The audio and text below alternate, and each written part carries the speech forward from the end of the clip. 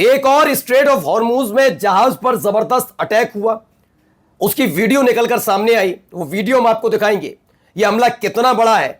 लेकिन इसके साथ साथ खबर निकलकर आई रेड सी से भी, लाल सागर से। जी हां, जो फिलहाल हूती लड़ाकों के पूरे कब्जे में है। और खबर यह भी आई कि सऊदी अरब के लिए वहां टेंशन बढ़ी हुई है। लेकिन वहां से जो खबर निकलकर आई वो हमारे लिए चिंता वाली बात है, क्योंकि वहां पर एक भारतीय जहाज पर हमला हुआ, जो जहाज डूब गया। बस सबसे बढ़िया बात बस इसमें यह रही कि जितने भी चालक दल थे उस पर, जो भारतीय थे, उन्हें सुरक्षित बचा लिया गया।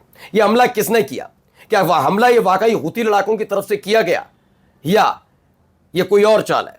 यह भी आपको खबर दिखाऊंगा, किन पर आरोप लग रहे हैं, क्यों आरोप लग रहे हैं, ये तमाम चीजें। क्योंकि जब यह हमला हुआ इसके फौरन बाद यमन के अधिकारी भारतीय नागरिकों को, भारतीय नाविकों को बचाने में जुट गए। ये इस बात की पुष्टि हमारे देश की सरकार ने की है। अगर हमला उन्होंने ही करवाया तो वो क्यों बचाएंगे? तो ये क्लियर मैं कर दूं। खबर अमेरिका के लिए बुरी आई है।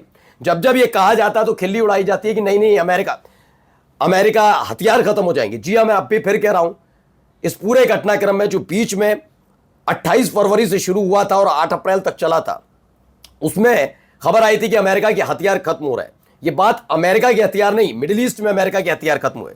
और अब देखिए वहीं की, यानी कि अमेरिकन मीडिया ने क्लियर कर दिया, अमेरिका के पास हथियारों की तंगी, हथियारों की कमी है। जितना प्रोडक्शन नहीं है उससे ज्यादा खर्चा हो रहा है, उससे ज्यादा हथियार फूंक दिए गए हैं। और अमेरिकन सैनिक फिलहाल हथियारों की, बम गोला बारूद की, मिसाइलों की कमी से जूझ रहे हैं। क्या क्या हो रहा है वो दिखाऊंगा। यूएई पर किसने अटैक कर दिया वो भी देखिए। नमस्कार, मैं हूं प्रज्वल गौतम और आप देख रहे हैं खबर चौक।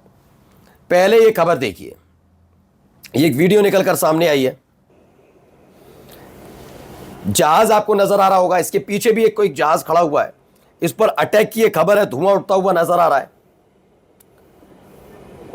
ये देखिए बेतहाशा धुआं। एक शिप इधर खड़ा है, एक शिप ये वो छोटा शिप लग रहा है, ये बड़ा शिप है जिस पर अटैक हुआ वो। इसके पीछे भी एक शिप खड़ा हुआ है, वो अटैक इस शिप पर हुआ है। यह बड़ा हमला माना जा रहा है। अब तक कई तस्वीरें, कई तरह की चीजें निकल कर सामने आ रही थी। अब यह भी तस्वीर निकलकर सामने आई है। कैसे किसी ने, बिल्कुल आप सोचिए, कहां ये लहरें यहां तक आ रही हैं, इसका मतलब ये किसी ने किनारे से ही बनाया है वीडियो, बहुत करीब से वीडियो बना दिया है। और इसमें बताया गया ये हमला हुआ है। हॉर्मूज में एक और शिप पर हमला, अटैक के बाद उठता हुआ धुआं सामने आया। अब ये कहा जाता है स्ट्रेट ऑफ हॉर्मूज में जो भी अटैक होते हैं, जितने भी शिप्स पर अटैक हो रहे हैं, वो सब ज्यादातर जो शिप पर अटैक हो रहे हैं वो ईरान की तरफ से किए जा रहे हैं। लेकिन ये निकल कर भी आया था कि सारे शिप आसपास में, चाहे ओमान के तट पर हो जाए, कहीं हो जाए, वो ईरान पर थोप दिया जाता था। हाल ही में निकला था कि अमेरिका ने भी अटैक किए थे शिप पर, और उसमें हमारे 3 भारतीय जहाजों पर अटैक हुए थे, जिनमें 3 भारतीय नागरिकों की जान गई थी। वो भी मसला था। तो अमेरिका साफ सुथरा नहीं है। फिलहाल इस शिप पर अटैक किसने किया इसकी पुष्टि अभी नहीं है। लेकिन चूंकि मामला स्ट्रेट ऑफ हॉर्मूज का है, तो यह हमला क्या वाकई ईरान ने किया है? क्या इसकी गलती थी? क्या ऐसे ही हमला कर दिया गया, या फिर ये निकलने की कोशिश कर रहा था? ये तमाम चीजें देखिए। अब इन सब के बीच एक खबर और निकलकर सामने आई है। लाल सागर में भारतीय जहाज डुबो दिया गया। लाल सागर में, रेड सी। आपको पता ही है कि किस तरीके से सऊदी अरब ने अमेरिका के कहने पर यमन की राजधानी सना में, सना इंटरनेशनल एयरपोर्ट पर अटैक किया था। उसके जवाब में हूती लड़ाकों ने पहले सऊदी अरब का अबा इंटरनेशनल एयरपोर्ट फूंक दिया, और उसके बाद जो बाबल मंदेब है, जो एग्जिट और एंट्री पॉइंट है लाल सागर के लिए, उसे पूरी तरह से ब्लॉक किया। लाल सागर को ब्लॉक कर दिया। उसके कई पोर्ट्स खतरे में आ गए, कई जहाज़ों को वापस कर दिया गया। बहुत सारी चीज़ें सऊदी अरब के साथ हुई है। उससे में सऊदी अरब ने ईरान सपोर्टेड जो मिलिशिया यानी लड़ाका संगठन है इराक में, उसके अड्डों पर अटैक कर दिया। फिर उल्टा ईरान ने वहां पर अमेरिका की समर्थन वाले लड़ाका संगठन पर अटैक कर दिया, कुर्द लड़ाकों पर। कुल मिलाकर सऊदी अरब पिछले कुछ दिनों से ईरान पर हमले से बचने की कोशिश कर रहा था। लेकिन अब यह खबर निकल कर आई कि लाल सागर में भारतीय जहाज डूब गया। अगर देखी जाए, जो ये वीडियो निकल कर आई है, देखिए वीडियो भी है, ये वीडियो देखिए।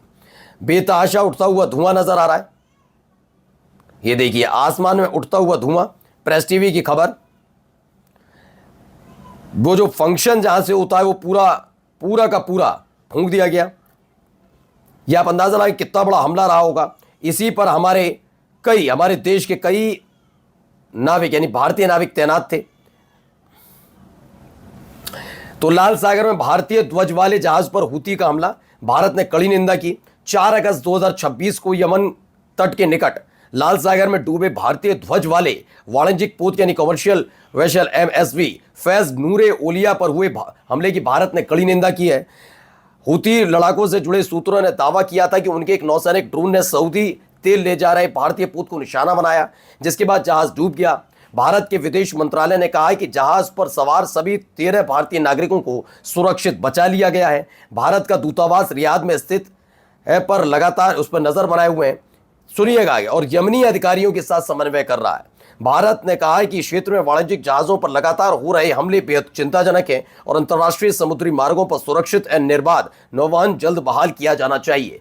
यानी ये सिर्फ रियाद से संबंधित नहीं है, जो यमन के अधिकारी भी हैं वो भी लगातार कांटेक्ट में है। तमाम चीजें होती हुई नजर आ रही हैं, है ना, सब चीजें होती हुई नजर आ रही हैं कि कैसे वहां अटैक वगैरह। अब ये देखिए, एक और रिपोर्ट निकलकर सामने आई है।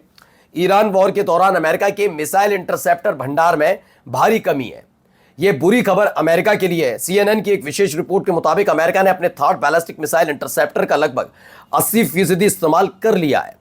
रिपोर्ट में कहा गया है कि पेंटागन के वरिष्ठ सैन्य अधिकारियों ने अमेरिका के मिसाइल भंडार को खतरनाक रूप से कम बताया। रिपोर्ट के मुताबिक युद्ध शुरू होने के बाद अमेरिकी सेना ने अपने पैट्रियट इंटरसेप्टर का भी लगभग 50% इस्तेमाल कर लिया है। CSIS के अनुमान के मुताबिक ईरान युद्ध शुरू होने से पहले अमेरिका के पास लगभग 2200 पैट्रियट GEM-T PAC-3 और 452 थर्ड इंटरसेप्टर थे।